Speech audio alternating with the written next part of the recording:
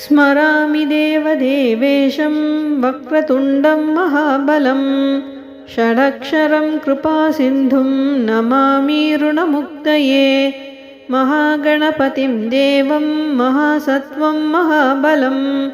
महाविघ्नहरं शम्भो नमामि ऋणमुक्तये शुक्लाम्बरं शुक्लवर्णं शुक्लगन्धानुलेपनं सर्वशुक्लमयं देवं नमामि ऋणमुक्तये कृष्णाम्बरं कृष्णवर्णं कृष्णगन्धानुलेपनं कृष्णसर्पोपवीतं च नमामि ऋणमुक्तये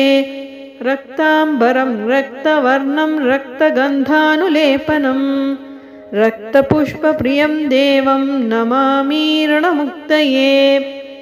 भालनेत्रं भालचन्द्रं पाशाङ्कुशधरं विभुं चामरालङ्कृतं देवं नमामि ऋणमुक्तये।